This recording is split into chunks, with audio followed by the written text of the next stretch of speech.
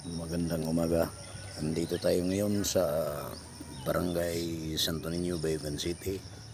At dito kami lumaki noon noong panahon ng 1986 hanggang 87. Ano kayo, samahan niyo ako. Takbayin natin ang aking lugar.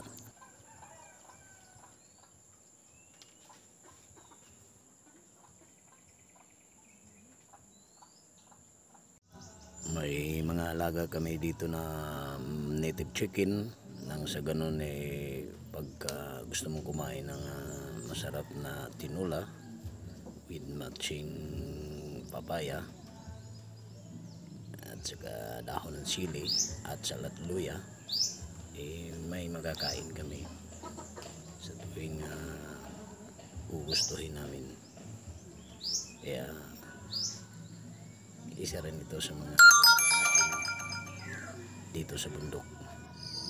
And fresh na fresh ang kalikasan, smoke free.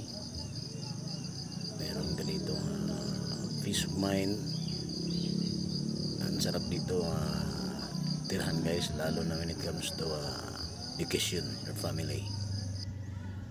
May magagandang mga bulaklak na wild na makikita natin dito.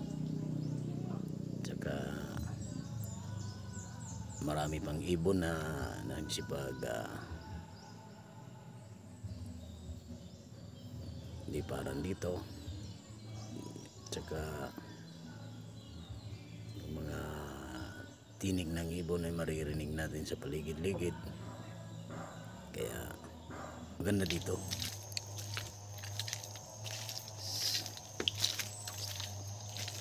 Time check 7:43 ng umaga. Kung saan pupunta tayo ngayon, sa lugar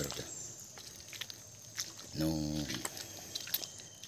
kabataan ko pa, back in 1987.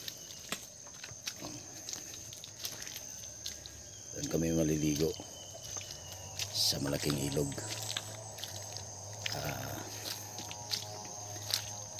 Pupunta tayo ngayon doon. Ito yung daanan namin dito. Napakaputik na daan, lalong lalo na